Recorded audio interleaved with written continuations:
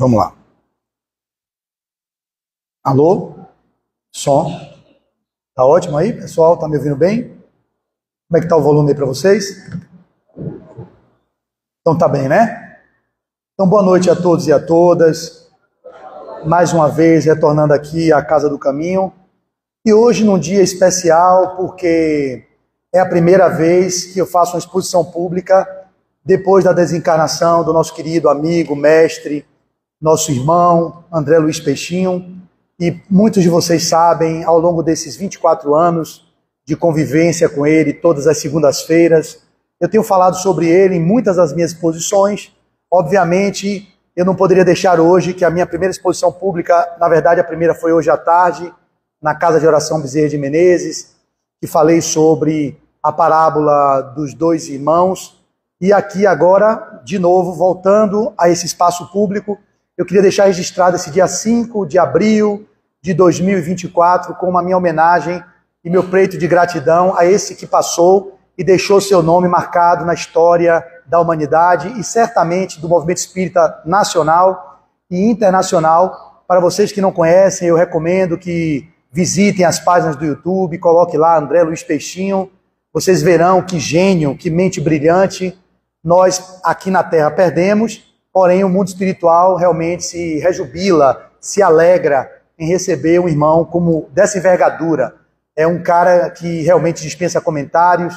Para vocês entenderem, ele foi presidente da Federação Espírita do Estado da Bahia por algumas gestões, participava da diretoria, participou como presidente da Associação de Medicina e Espiritismo, formado em Medicina, formado em Filosofia, formado em Psicologia, mestrado em Medicina Interna, doutorado em Educação. Ele era, de fato, um ser transdisciplinar, como poucos de nós conseguimos encontrar no planeta, e eu tive o privilégio e me sinto honrado em ter convivido com ele ao longo de 24 anos, com aquela cabeça pensante, não só um intelecto avantajado, porque genial era, como também era um homem de bem. E assim, no dia 30, no sábado de Aleluia, numa reunião doutrinária, numa reunião com o movimento federativo, ele infarta, ou ele tem uma morte súbita, na presença de várias pessoas que estavam ali ao longo desses anos ao lado dele.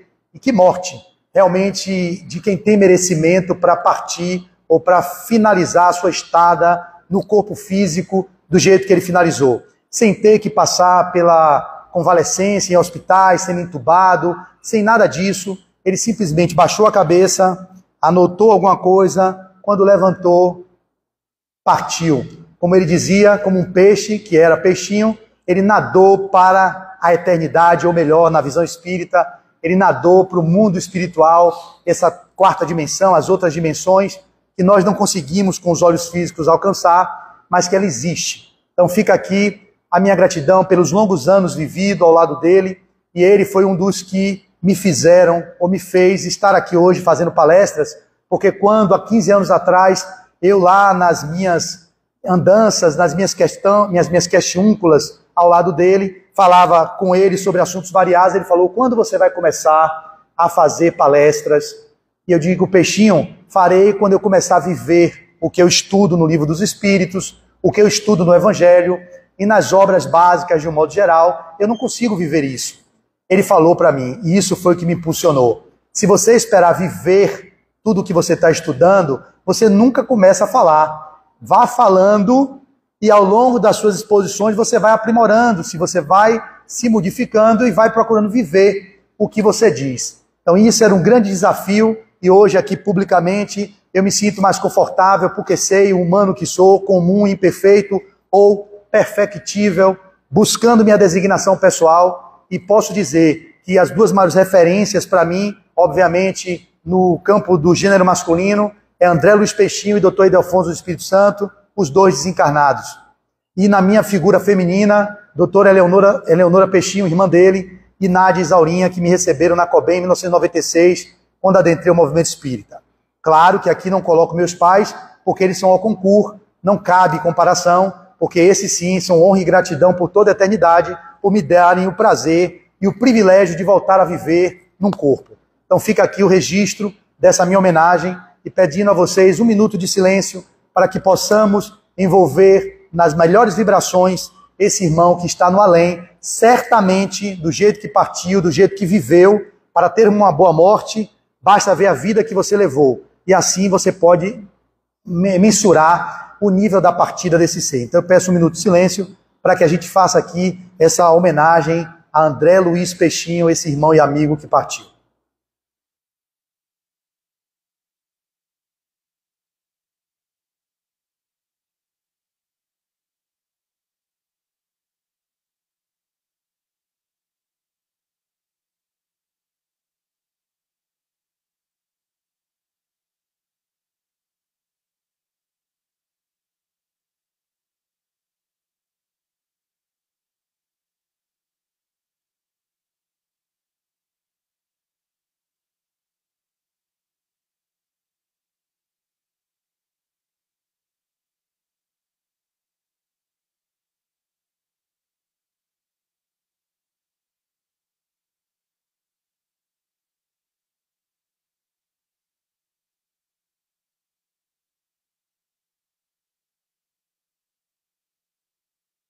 Vamos ao tema de hoje.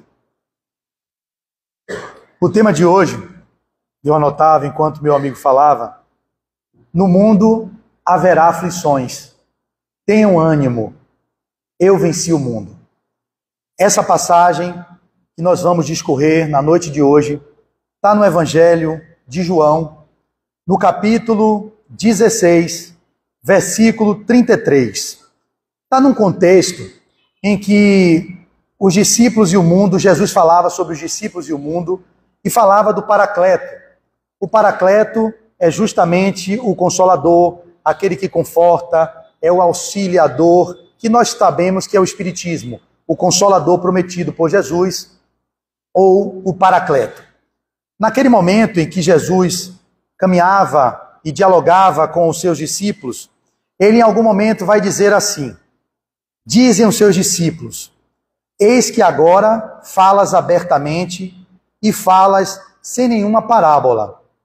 Agora entendemos que sabe todas as coisas e não tens necessidade de que alguém te interrogue.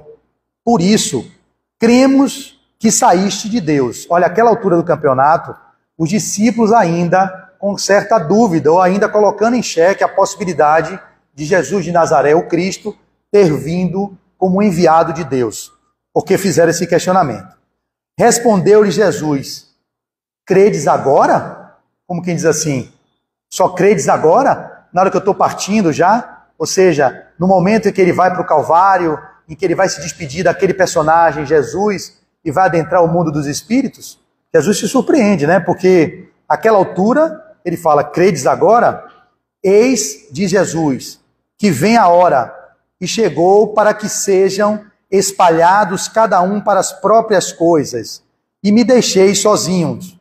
Mas não estou sozinho, porque o Pai está comigo. Tenho-vos falado estas coisas para que tenhais paz em mim. No mundo tereis provações. Aqui a tradução não está aflições. É a tradução do Haroldo Dutra Dias, um espírita muito conhecido e que traduziu o Novo Testamento direto do grego. E nós, no Movimento Espírita, temos utilizado a sua tradução. Então ele fala: no mundo tereis provações. E o que são provações? Ele bota nota de rodapé para cada palavra que ele vem e traz uma interpretação diferente. O que seria? Pressão, tereis compressão, sentido estrito da palavra provação. Ou, no sentido metafórico, aflição, tribulação, provação. Então fica mais legal para o nosso entendimento: no mundo tereis provações, mas animai-vos, eu venci o mundo. Isso é o final de uma fala do Cristo nesse capítulo 16 do Evangelho de João, para que vocês, a partir de agora, junto comigo, possamos fazer uma interpretação que seja digna e se é que eu consigo alcançar. Quando nós vivemos no mundo, já aqui no mundo em que nos encontramos, nós estamos vivendo no mundo de provas e expiações. Está inerente à condição humana vivermos provações e expiações, porque na gradação dos mundos, que está no Evangelho segundo o Espiritismo, nós vamos ver que temos os mundos primitivos, o mundo de provas e expiações, os mundos de regeneração, os mundos felizes e os mundos celestiais ou angelicais, que é o 5º grau da escala de mundos que vocês podem estudar no capítulo 3 do Evangelho segundo o Espiritismo.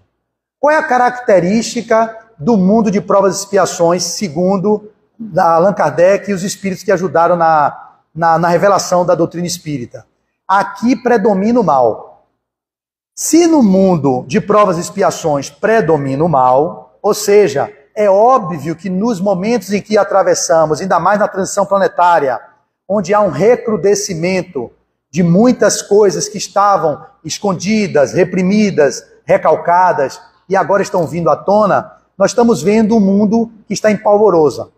Todos entrando em colapso, guerras eclodindo em cada lugar, não só agora. Há alguns séculos isso vem acontecendo, porque a transição não começou agora. Começa, alguns autores dizem, desde 1857, quando foi publicado o Livro dos Espíritos, ali já começa o processo de transição. Mas há um incremento maior na década de 70, com o ajustamento da constelação das Pleiades, com a constelação que é o nosso orbe terreno, e assim vários espíritos têm reencarnado, trazendo contribuições para a regeneração do planeta, e muitos estão sendo exilados, aqui não mais encarnando, porque não vão caber mais na nova psicosfera que nós estamos criando para a regeneração que o planeta se dará, inexoravelmente, queiramos ou não. Ele só não se regenera agora nem amanhã, porque nós, enquanto criaturas empedernidas ainda nas nossas viciações, não permitimos que ele se regenere. O planeta Terra não se regenerará a toque de caixa. Ele se regenerará a partir das nossas transformações, da nossa vontade de caminharmos para aquilo que é o sagrado, o Cristo, o divino que habita em cada um de nós. Nessa perspectiva, se aqui já é uma condição básica de que vivemos provas e expiações, é óbvio que no mundo tereis aflições, no mundo tereis provações. Mas Jesus diz, mas eu venci o mundo.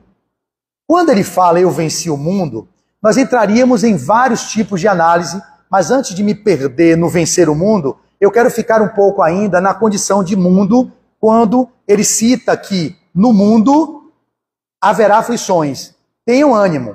Ele está emulando os apóstolos a terem ânimo, porque vamos ter aflições, queiramos ou não, nesse mundo de provas e expiações. Mas tenham ânimo. Eu venci o mundo. Se Jesus venceu o mundo, ele exemplificou que é possível que nós também vençamos o mundo. Mas por que vencer o mundo pode ter uma conotação diferente para nós outros, e eu me incluo, que temos um paradigma, uma forma de olhar a realidade dentro do paradigma materialista? O que é que nós outros normalmente entendemos quando falamos vencer o mundo? Nós compreendemos vencer o mundo é vencer as coisas externas, é ser bem-sucedido academicamente, é ter uma graduação, é ter uma boa vida socioeconômica, é ter um bom relacionamento conjugal, é viver uma experiência de lazer, de conforto. Esse é o entendimento da grande maioria da população mundial atualmente.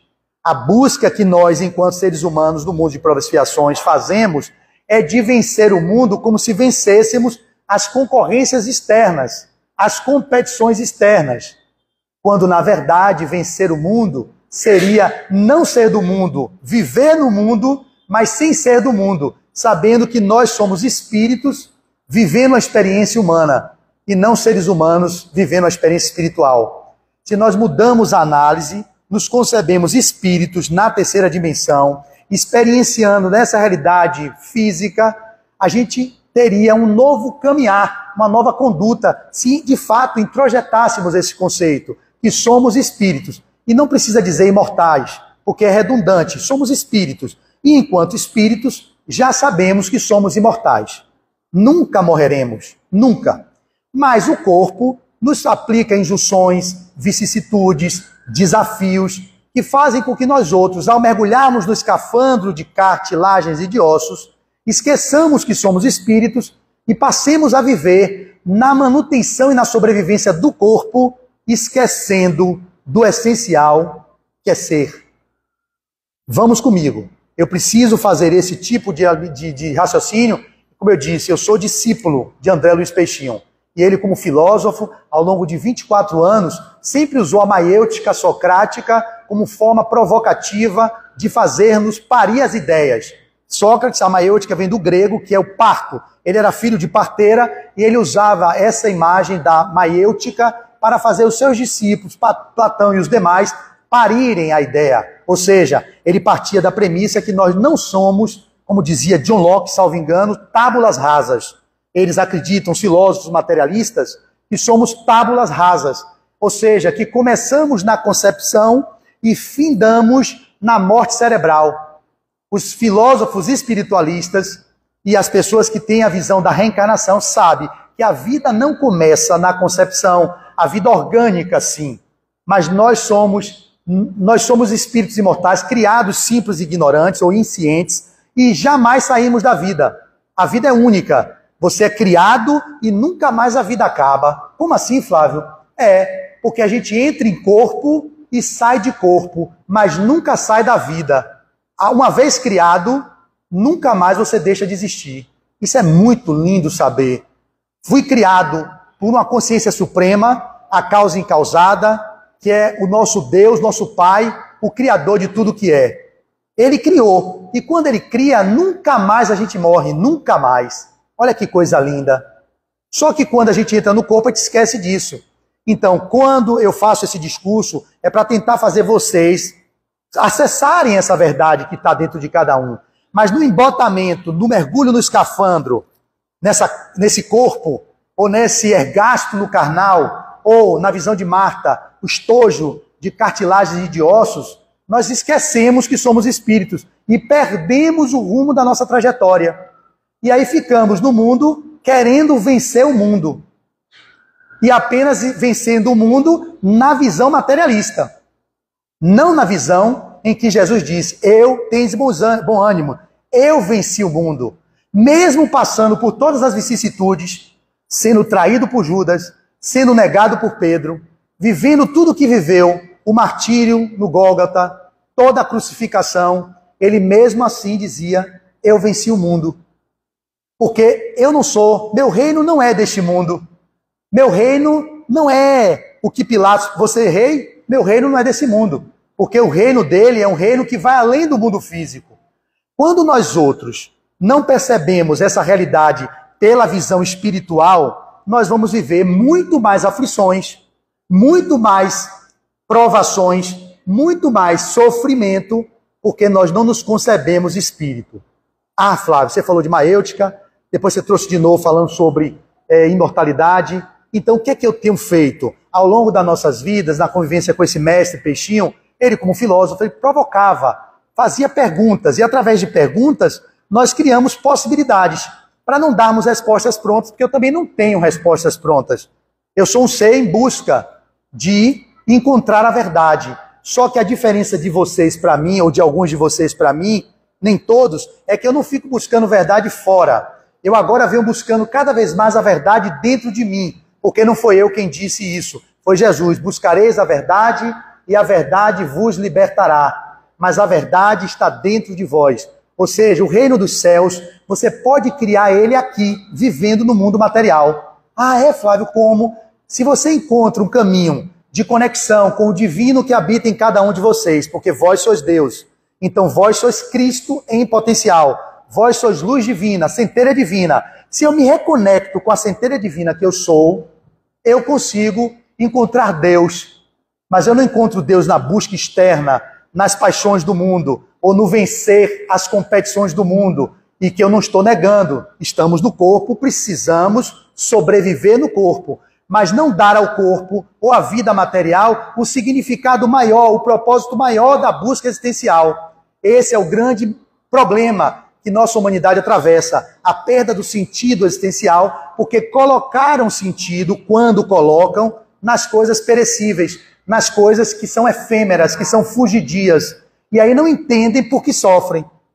A busca de viver no mundo sem ser do mundo é para que vocês possam ter ânimo enfrentando as vicissitudes do mundo, mas entendendo que Jesus demonstrou que é possível vencer o mundo, porque ninguém aqui presente, no meu ponto de vista, se tiver alguém levante a mão, pode ter a pulcritude o grau de elevação que Jesus, o Cristo, que é o ungido, Jesus o homem, mas o Cristo, que mostrou, que dividiu a história antes e depois dele, ele era puro, nunca se conspurcou, nunca se corrompeu, nunca vilipendiou ninguém, e mesmo assim passou pelo que passou e demonstrou que a si mesmo amou.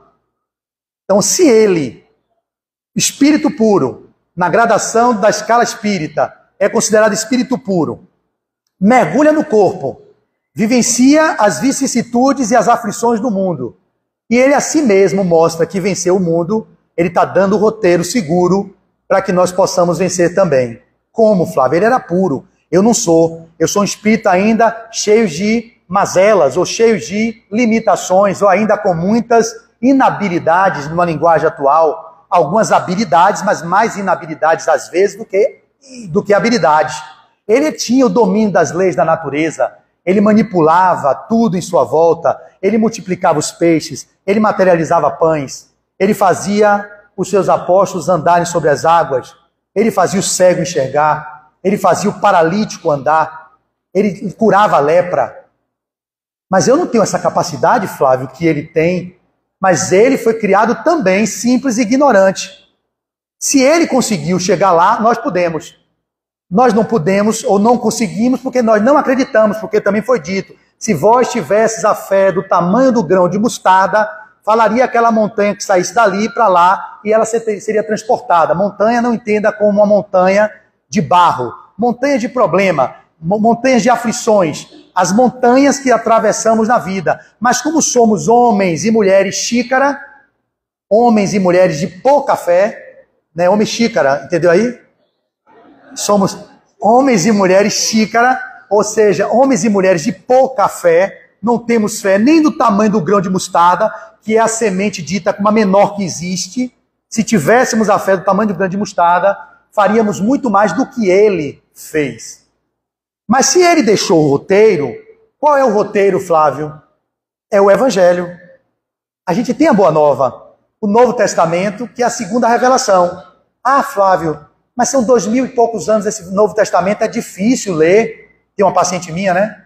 Que ela está implantando o Evangelho na casa dela não está conseguindo, aí fez na casa da sogra.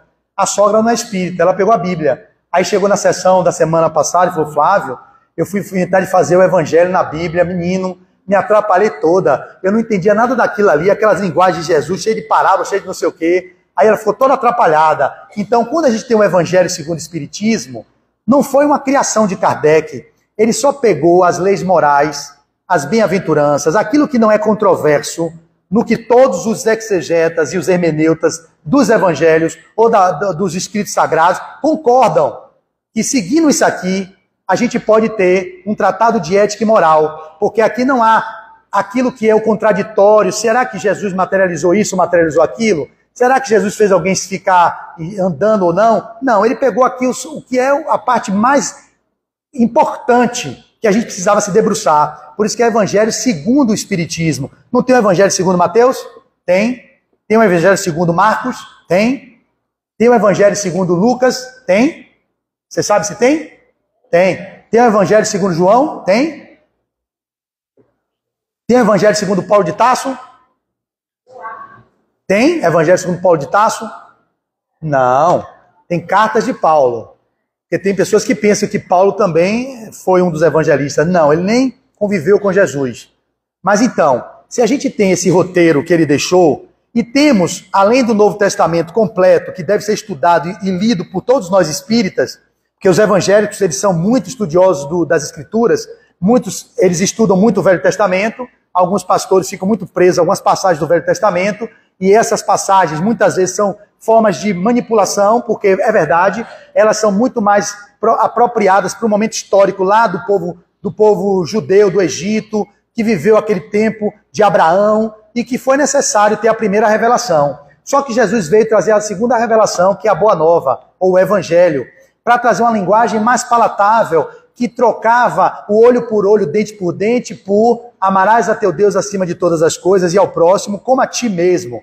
Ele fala amar até os inimigos, o que nas escrituras, talvez, antigas, não tivesse isso muito claro. E ele trouxe clareza. Só que mesmo assim pode parecer complexo, Aí chega em 1864, Kardec traz o Evangelho segundo o Espiritismo. Ele publica esse Evangelho que vocês deveriam estudar, ler, reler, cada manhã, cada amanhecer, cada anoitecer, como instrumento de recurso para vocês conseguirem alcançar o psiquismo do Cristo. Aqui trazido pela interpretação de alguns espíritos que participaram da codificação e Kardec trazendo suas colocações, como verdadeiro apóstolo que também é Allan Kardec. Então, se nós temos o roteiro seguro, o que é que nós estamos fazendo que não vivemos esse roteiro? Quando eu falo, imagine que eu estou falando para mim, ok? Quando eu falo nós não vivemos, é porque eu não vivo também. Tá claro para vocês? Não pense que eu estou aqui na tribuna falando e que eu vivo isso não. Eu estou aqui porque eu preciso viver. E aí talvez, como o Peixinho me disse, vai falando que um dia você vive. Porque é muito constrangedor me ver ainda como eu me vejo caminhando para o mais, caminhando para aquisições de habilidades, mas ainda tão amarrado com coisas que eu já podia ter me desvencilhado e não consigo. Ah, Flávio, como 27 anos no Espiritismo, estudando, 24 anos com o Peixinho, com a Leonora, meditando, fazendo terapia, tudo, você ainda está assim, pode passar séculos. A diferença que eu tenho hoje, e isso me consola, é que hoje eu consigo perceber algumas dessas coisas em mim. E isso é um passo importante para transformar. Ninguém transforma aquilo que não reconhece. Fiquem com isso. Ninguém transforma o que não reconhece.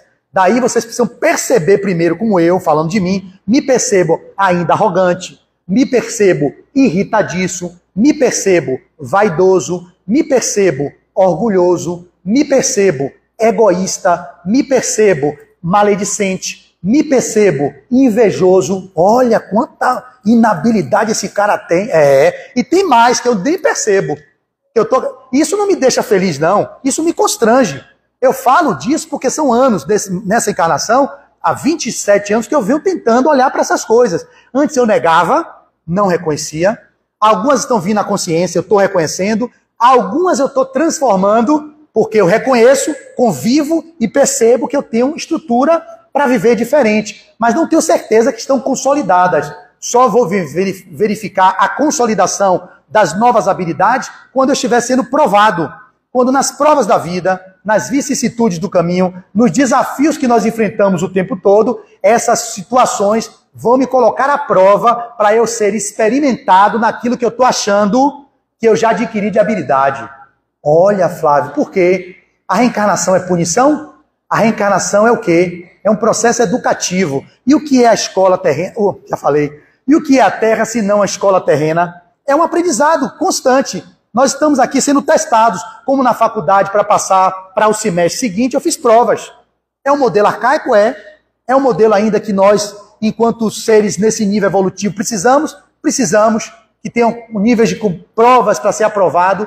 E a prova da vida é essa, é colocar em prática as habilidades que vocês estão adquirindo, ou aquelas habilidades que vocês já possuem, mas não sabem que possuem porque não estão acostumados a olhar para dentro, ficam olhando para fora, buscando a verdade fora, buscando a alegria, buscando a paz, buscando a harmonia nas coisas perecíveis e materiais.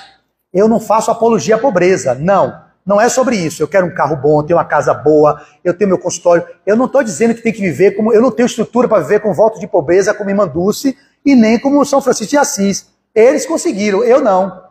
Mas se eles conseguem, mesmo tendo vivido como São Francisco, minha referência, que viveu na própria encarnação, uma vida de nababo, onde tinha todas as riquezas dos Bernardoni, lá em Assis, e assim mesmo viveu nas tabernas, nas tabernas, nas farras, como jovem que era frívolo, e mesmo assim consegue se iluminar numa existência. Mas não foi numa existência, ele era João Evangelista. Olha que lindo é. Vocês não sabem que vocês já foram. Porque a gente tem um equívoco em achar, porque vemos às vezes as coisas que estão à nossa volta muito ainda inadequadas ao que seria o ideal. A gente não tem a noção do potencial divino que a gente tem. Pare para pensar. Saulo de Tarso era assassino, perseguidor de cristão. Quem sabe que é Saulo, quem não sabe, ele é Paulo Estevam, eu digo sempre. Ele, enquanto Saulo, defendeu Moisés de uma forma tão veemente que Abigail, quando irmã de Estevão, ele namorou com Abigail. Estevão, que era o irmão de Abigail, que era Gesiel, foi apedrejado por ele. Ele disse assim, olha Abigail, Saulo é bom. Estevão morrendo. Saulo é bom. Ele vai defender Jesus tão quanto ele defende Moisés, quando ele descobriu Cristo. Então, Estevão via em Saulo o potencial do Paulo. Jesus sabia que Saulo tinha o Paulo. Tanto que ele perseguiu. Quando não mais aguentou, que foi para Damasco atrás de Ananias para matar os cristãos, fazer acontecer. E aí ele encontra Jesus na estrada de Damasco, fica cego por algum tempo e diz, Jesus fala, Saulo, Saulo, por que me persegues? Vai cuidar de sua vida, como que diz assim, eu estou completando aqui, viu gente? Vai cuidar de sua vida, Saulo, fica me perseguindo. Ele não aguenta mais ver tantas pessoas envolvidas com Cristo, esse Messias, que vem trazer para ele uma confusão, que ele defendia Moisés, a Torá, todos com a sua capacidade como doutor da lei, como um dos grandes doutores da lei, que era na época no Sinédrio. Ele diz, meu Deus, esse Cristo me persegue através de Abigail, que também se tornou cristã, me persegue através de Estevão, que se tornou cristão, a Casa do Caminho lá com Tiago, Pedro e companhia, atendendo os pobres, eu vou lá, e no debate eu me vejo perdido, ele desconstrói os pontos do Velho Testamento, foi Estevão fez isso com ele, deixou ele completamente humilhado em termos de vaidade que ele era, e ele percebe que a vida estava mostrando que o Cristo estava tomando a vida dele de tudo que é lado, e ele fala assim, o que queres que eu faça? Aí Jesus diz, vai, entre em Damasco, que lá eu lhe dou as recomendações que você vai ter. Aí Ananias, que ele ia matar, pega e cura a visão dele, ele volta a enxergar, e ele passa a ser o apóstolo dos gentios, vai levar o cristianismo para todo o Oriente e Ocidente. Então, se Saulo tem o Paulo, se Madalena, prostituta, vivia usando o seu aparelho genésico e suas energias genésicas para o sexo por dinheiro, uma mulher linda, encantadora, maravilhosa, ela numa encarnação consegue ver o Cristo e dizer, meu Deus, me apaixonei por esse homem. Mas já não era o homem, já se apaixonou pelo aquele ser iluminado que era Jesus. E ali ela se torna uma das discípulas também, preconceito dos outros homens, os 12, porém Jesus apareceu para quem? Para ela. Ela foi quem ficou até o fim lá em Jerusalém, cuidando de quem? Dos leprosos. E ela morreu como? Com lepra. Ela entregou sua vida em sacrifício, em holocausto, em nome desse homem chamado Jesus. Então, em Madalena, tinha essa Santa Madalena. E aí, São Francisco, dentro daquele homem frívolo, baderneiro, entre aspas, curtidor, cachaça, taberna, mulherengo, tinha São Francisco. Meu Deus! Então, olhe para vocês, eu também posso. Isso me alegra tanto, você não tem noção. Eu, quando vejo esses nomes, eu digo, meu Deus, o cara assassino, o outro prostituto, o outro, eu também posso. Eu tenho em mim esse potencial divino, mas o que é que diferencia eles de mim e de vocês? É porque eles começaram a fazer o mergulho na noite escura da alma. Eles foram vivendo as aflições do mundo, vivendo as vicissitudes do mundo, vivendo os sofrimentos que o mundo trazia, não se deixaram ficar no mimimi. Vítima, meu Deus... Só eu, logo eu. Quem é você, cara pálida, na fila do pão? Quem és tu? Eu sei que tem pessoas aqui que estão depressivas, com transtorno de pânico, transtorno de ansiedade, com ideação suicida. Eu sei, eu já faço palestra aqui há uns 10 anos. Desde a época de Assis, que eu conheci aqui a Casa do Caminho, nem muitos de vocês trabalhavam aqui. Há muitos anos atrás, quando começou, ia lá dentro nas mediúnicas, fiz tratamento aqui também. E eu sei que tem todo tipo de... Então, pessoas que vão me ouvir falar, como me ouviram, uma pessoa me ouviu falar alguma coisa, e no final foi me perguntar, Flávio, você disse que pode ter alguns equívocos que são confessáveis, porque são coisas que eu posso falar publicamente. Aí ele falou assim, o que é inconfessável que você não pode dizer? Eu digo, rapaz, você quer saber? Aí eu nunca mais vou ser chamado em casa nenhuma. Aí ele pensou, você é narcotraficante? Você é pedófilo? Não chega a ser tanto, não. É um amigo querido que na plenária ele gosta muito das minhas posições, eu falando, né, que eu transgrido no trânsito, pego o engarrafamento, como agora mesmo fiz palestra de tarde na Cobem, peguei o Bonocô, Maurício Simões Filho, vou pegando meu trajeto normal. Contrariou o orgulhoso, contrariou o prepotente, o déspota que está em mim. Aí eu fui pelo Bonocô, tudo certinho, chegar 5 para as 3, tudo arrumadinho, na Cobem, minha casa que eu comecei nessa caminhada no Espiritismo. Aí quando eu vou entrando numa rua, que é para subir um atalho que sai na Daniel Lisboa, interditado pela prefeitura. E eu digo, meu Deus, aí parei, o demônio veio, o Satanás me tomou. Não tem negócio de anjo de candura, não. Aqui eu estou num papel, num personagem. Eu já atrasado, chego no negócio que tá... Meu negócio, é minha rua, minha via. Quem é você para fechar a minha via na minha mente do orgulhoso, do prepotente? É isso que está lá dentro. É o que está sendo oculto de vocês. Mas naquela hora que você é testado, que você tem a prova, é que você vê se você está resiliente, se eu realmente sou uma pessoa humilde, se eu sou tolerante. Fecharam o meu caminho de acesso à minha Cobem. Eu iria chegar 2:55, a palestra é 3. Agora o ex falou, você vai ter que ir por Brotas, ladeira do Bonocô, Avenida do João VI, passar pelo Aristide Maltês, ambulância, gente, 3 horas da tarde. E eu, bi, sai Satanás. Isso dentro de mim. Porque é como se os outros tivessem culpa do meu atraso. Saia mais cedo, preveja, faça uma previsão do tempo, que pode ter um imprevisto, um acidente na BR, pode ter uma via interditada. Quem és tu na fila do pão, Brutus? Quem é você? E aí eu percebi que eu tive que mudar o meu roteiro, subi por Brotas, aí já cheguei acelerado, e aí o cara agindo, mas eu queria meter fechada no sinal, aí o cara, um carro grande, me pegou, me fechou, já tive raiva dele, olhei para ele assim, calma, você está indo fazer uma palestra, você é um espírita, calma. E aí, aí já joguei uma energia, não, que o primeiro poste de plástico, não quero que ele morra não, faz um poste de borracha que você bata. A gente vai irradiando pensamentos deletérios às vezes, e vê que a gente não está nada naquele lugar que a gente achava que estava. Aí chego lá, 3:03, 3:04, a pessoa já tomando meu lugar. Eu digo, não, ai Flávio, graças a Deus você veio. Eu expliquei, foi um atraso, por isso, não justifica, é um equívoco meu. Eu que tinha que ter previsto isso tudo, não previ e fiquei irritadinho, fiquei nervosinho. Então vocês se virem em mim, que qualquer semelhança é mera coincidência, porque eu falo de mim, eu não tenho mais receio em falar dessas coisas, porque eu sou humano, comum e perfectível, ou buscando meu aprimoramento intelecto-moral. E para mim falar publicamente disso, tô nem aí. Antes eu tinha receio, meu terapeuta lá atrás, em 2008, falou, não fale não, Flavinho, não fale não, você fala demais. Você vê que eu falo pouco, né? Nem todo mundo tem nível evolutivo para compreender o que você diz. Já visto esse cara aqui na Casa do Caminho que vai perguntar, vem cá, você é o quê? Eu tenho erros que são confessáveis, como esse que eu estou falando agora. É confessável isso. Mas tem uns que são inconfessáveis. Ele queria saber se eu era pedófilo, narcotraficante, se eu estuprava crianças.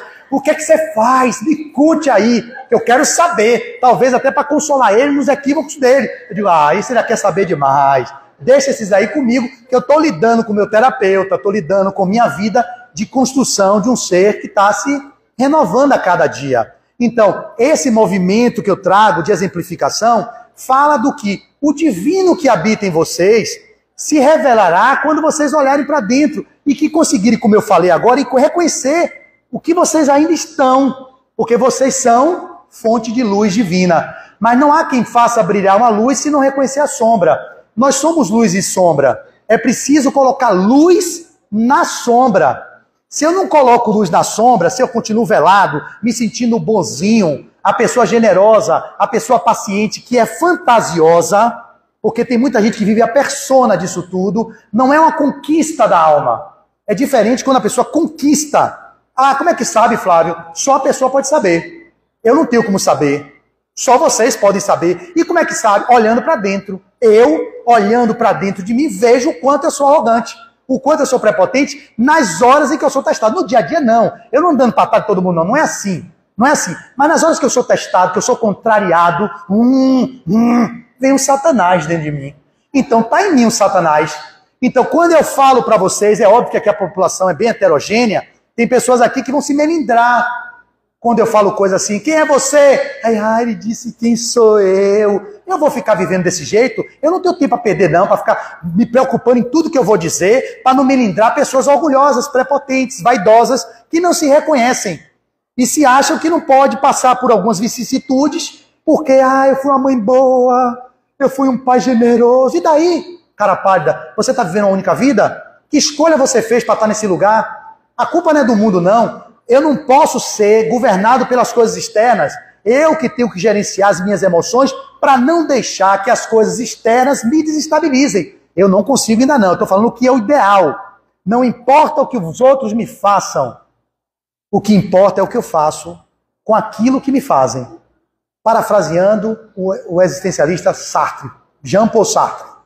Não importa o que os outros me façam. O que importa é o que eu faço com aquilo que os outros me fazem. Se ele é agressivo comigo, grosseiro, intolerante, impaciente, ele não pode gerenciar minhas emoções. Só que nós não temos essa capacidade gestora, que é gerenciar a empresa, gerenciar o supermercado, gerenciar o centro espírita, mas não somos competentes para gerenciar nossas próprias emoções. É uma desqualificação desde a educação infantil, que deveria ter na escola, na educação básica, a gerência emocional, a educação emocional. Como gerenciar as emoções? A gente não faz isso. Tem que ser o melhor em matemática, em física, em português, isso aqui. E as emoções? Pessoas despreparadas, crianças imaturas, enquanto espíritos ainda não estão no nível de amadurecimento psicológico quanto personagem, mas são espíritos velhos, encontram pais imaturos que não orientam para o que deveria ser o fundamental, a educação emocional, de não reagir aos coleguinhas que fazem algum tipo de coisa. Falar para o papai, faz assim mesmo, meu filho, ele é assim mesmo. O bullying, que faz o menino depois tomar raiva e pegar uma arma e querer tirar a vida do outro. Essa confusão que a gente vive é do nível de provas e expiações, mas também é da nossa incompetência em gerenciar as emoções. Tanto dos pais, que não são competentes para gerenciar suas próprias emoções, que dirás ajudar os filhos a gerenciar as deles.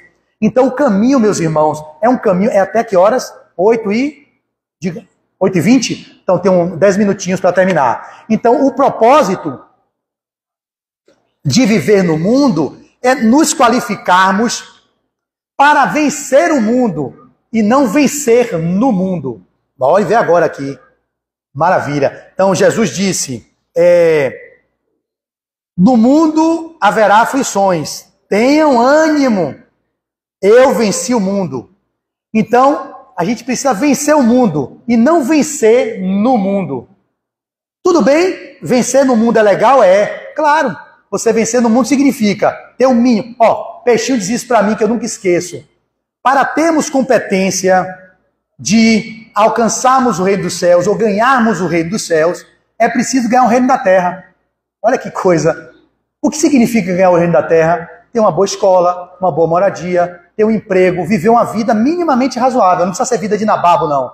E nem pobre, nem extrema pobreza. Não é de Deus viver na extrema pobreza e nem ter muito na mão de poucos. Deveríamos ter riquezas distribuídas para que todos vivessem equanimemente. Cada um com suas competências e habilidades, teria um pouco mais, mas não tanto mais. Se fôssemos solidários, fraternos, caridosos na relação com o mundo, não faltaria nada para ninguém nesse mundo. Nós vivemos o que vivemos no mundo por essas discrepâncias sociais, dessas discrepâncias culturais, essas discrepâncias entre pessoas que estão em lugares que deveriam comungar de um propósito como filhos de Deus, em se irmanar e fazer um coletivo de crescimento, não. Cada um querendo vencer a si mesmo, ou melhor, cada um querendo vencer o outro e não vence a si próprio. Porque vencer o mundo, é importante você vencer o mundo e não vencer só no mundo, porque pode ganhar o mundo e perder a si mesmo. O que adianta ganhar o mundo e perder a si próprios? Ganhei o mundo, e aí? Quantas pessoas vazias em vários consultórios de vários profissionais que estão lá cheios de dinheiro. Eu fico besta com isso. Ganhando 100 mil, 80 mil por mês, tem um grande Land Rover, tem não sei o quê, tem lanche, tem não sei o quê, e com depressão, síndrome do pânico, tomando cachaça, com obesidade mórbida, fazendo bariátrica. Que diabo é isso? É esse o propósito que a vida ensina? Vença o mundo. A gente precisa vencer a nós mesmos. Vencer as nossas mazelas, vencer as nossas paixões, vencer as nossas más inclinações, porque o verdadeiro espírita não é aquele que não erra, está na codificação. O verdadeiro espírita é aquele que se esforça a cada vez, ou é aquele que se esforça para domar as suas más inclinações. Então eu estou me esforçando há 27 anos nessa encarnação para domar essas más inclinações, não negar minhas más inclinações. Negar seria perceber no trânsito agora de tarde que eu vivi isso. Claro que depois eu refleti, como eu venho refletindo com vocês. Se eu estou cego, não tenho autoanálise, se eu não olho para dentro de mim, passava como normal. Isso mesmo, fechou meu trânsito aqui, eu quero pegar o trânsito, sai na minha frente. Chegava na palestra, fazia na hipocrisia, achando que eu sou um cara bonzinho, que eu falei do amor, falei isso aqui, nada. Eu olhei, poxa, eu fiquei assim, constrangido. Meu Deus, que coisa horrível. Olha que homem bruto tem você, rapaz. Mas não é ficar constrangido e querer me depreciar na culpa, no complexo da culpa, meu Deus, logo eu, porque eu, ou buscando querer ser amado e ser aceito, mostrando uma persona de um bonzinho, de um bom moço, que não estou, porque eu sou essência divina e não revelei ainda esse grau de bondade, de benevolência que trago em mim. Mas eu só revelo quando eu reconheço ainda o prepotente, o arrogante, o vaidoso, o irritadiço, o controlador, aquele que se injuria quando chega na academia. Eu dou esse exemplo sempre, são esses exemplos confessáveis que eu estou dando publicamente e quer que eu dê outros. Veja, eu chego na academia e não quero que tenha ninguém no meu condomínio, não quero que tenha ninguém, egoísta. Para que é pior do que isso? Chego na academia, tá ele malhando, dentro de mim, que raiva, melando os aparelhos todos, tomando meus aparelhos, tão pouco já, queria chegar, malhar rapidinho, pegar meu trânsito. Egoísmo.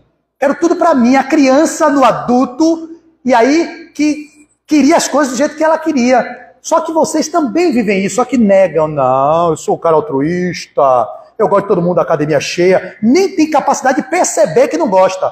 É um outro estágio, é tão triste vermos pessoas no mundo caminhando assim, como verdadeiros autômatos. Eu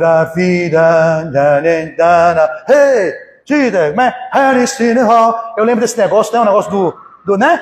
Mas isso aqui é Pink Floyd? É Pink Floyd? Um monte de gado. Fica andando todo mundo como gado, efeito manada. Vai seguindo a massa. Não há reflexão.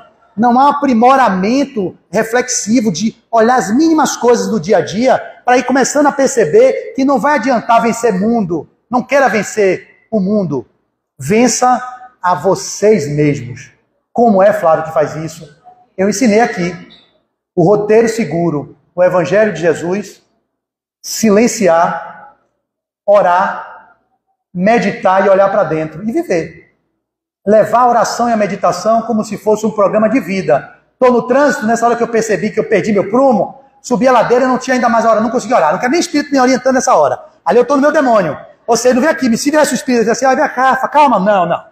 Deixa eu botar para fora a minha raiva aqui. Aí subi a ladeira de Bonocô, ainda com raiva. A ladeira de igreja, Nossa Senhora de Brás, a igreja, eu morei ali no Machado Forte, né? Naquela ladeira de Bonocô, morei ali. A vida inteira, meus pais moram lá. Isso aquilo é minha vida, descendo e subindo ali, desde 1973, quando eu nasci, tenho 51 anos, minha vida é ali. Subindo e descendo, aí subi aquela ladeira, assim, meu Deus, já sei tudo ali, né? Com uma palma da minha mão. Aí quebrei ali na Madalena, fui fazendo os atalhos.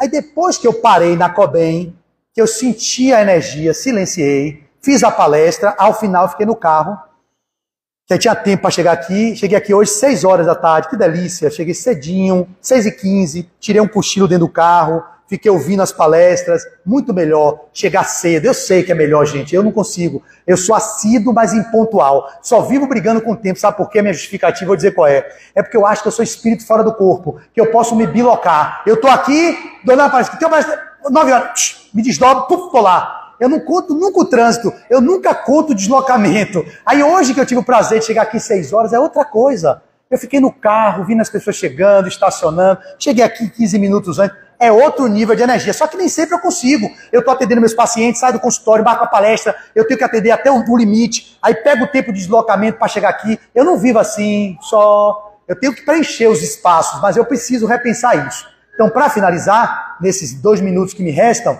é preciso que nós nos espelhemos naquilo que o Cristo nos disse.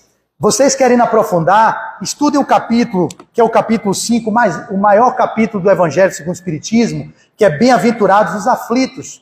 Lá vocês vão ver as causas atuais das aflições, a justiça das aflições, as causas anteriores das aflições. Tem explicação para tudo, muito melhor do que o que eu estou dizendo a vocês. Eu tentei ilustrar em 45 minutos, 50 minutos, aquilo que eu tento fazer há 15 anos nas minhas exposições, trazendo para o dia a dia de vocês, para a praticidade, que é o que vocês precisam. Como lidar com isso na vida? É fazer isso, fazer silêncio, olhar para dentro, para procurar domar as más inclinações, não negar aquilo que vocês percebem, que vocês não gostariam de ter, mas nem por isso vocês também fazerem festa porque estão assim, eu sou arrogante mesmo, eu sou prepotente mesmo, eu quero academia só para mim mesmo. Não, eu consigo perceber as minhas mudanças, aos poucos, eu vou chegando na piscina também, eu gosto que não tenha ninguém na piscina nadando, que eu faço minha natação, eu quero uma raia só para mim, aí tem menino passando na frente para lá e para cá, e eu falo, menino diabo, sai daqui, a mãe não olha, e aí eu tô lá, porque eu chego de semana, não é para ter ninguém lá no clube, lá no meu condomínio, né? Aí eu chego no clube de quarta-feira, o que vocês estão fazendo aqui? Era para vocês estarem aqui sábado e domingo, ou seja, eu queria o clube só para mim, de segunda a sexta, egoísmo. Aí quando eu chego, que eu vejo um grupozinho de pessoas brincando lá, menino brincando, aí eu boto o óculos, boto a touca, mãe, pai, tudo bom? Boa tarde, como vai, tio? Olha, tio, não passa na frente do tio aqui não, viu? Eu tô nadando, eu vou ficar de cabeça baixa, eu tenho esse palmar aqui que pode rasgar sua face, e cai sangue na piscina aí, isso é um problema sério. Aí eu tô falando de uma forma doce, branda, mas dentro de mim, sai daqui, diabo, vai pra lá, sai daqui, satanazinho. Aí eu tento polir a minha fala generosa. Aí depois eu percebi ontem, eu nadei, tinha um menino lá, eu pô, eu tô melhor. Eu nadei, só fiz assim pro menino, ó. Chega assim, ó. Não falei nada, porque eu não quis... Não. A mãe olhou pra mim assim, não entendeu? Ela pensou que era mudo e surdo. Falei...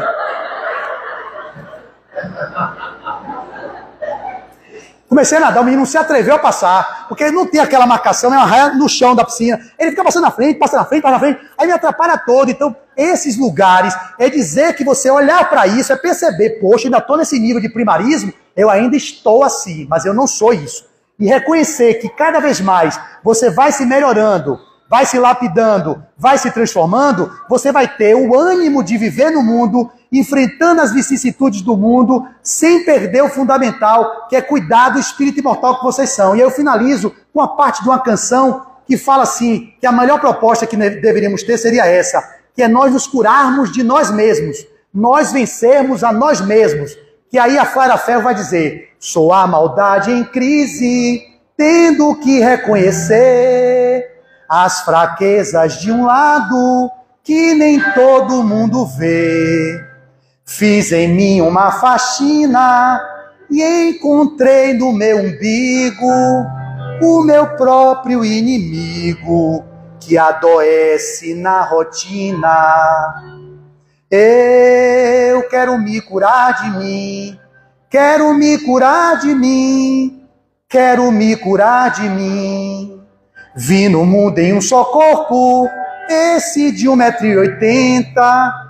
Devo a ele estar atento, não posso mudar o outro. E aí, eu quero me curar de mim. Vamos comigo. Quero me curar de mim, quero me curar de mim. Mais uma vez. Eu quero me curar de mim, quero me curar de mim. Quero me curar de mim, quero me curar de mim. Muita paz.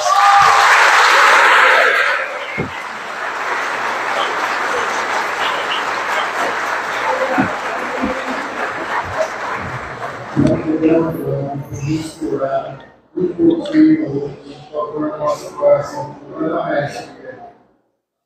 peça ao direito assista que se coloca à disposição para se tratar dos nossos trabalhos coletivos.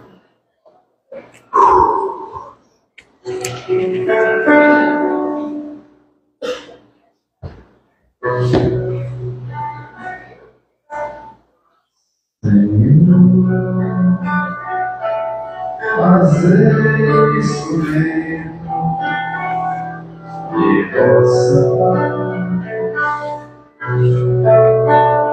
onde houver ódio eu leve amor, onde houver ofensa eu leve o perdão, onde houver discórdia onde houver dúvida se leve a perdão, onde houver erro eu leve a verdade, eu leve desespero, eu leve a esperança, onde houver tristeza, onde houver trevas, Ó Mestre, fazei que eu procure mais consolar que ser consolado, compreender que ser compreendido, amar que ser amado, pois é dando que se recebe, é perdoando que se é perdoado, e é morrendo que se vive para a vida eterna. Fazei que eu procure mais consolar e ser consolado, compreender que ser compreendido, amar que ser amado, pois é dando que se recebe, e é perdoando que se é perdoado, e é morrendo que se vive para a vida eterna.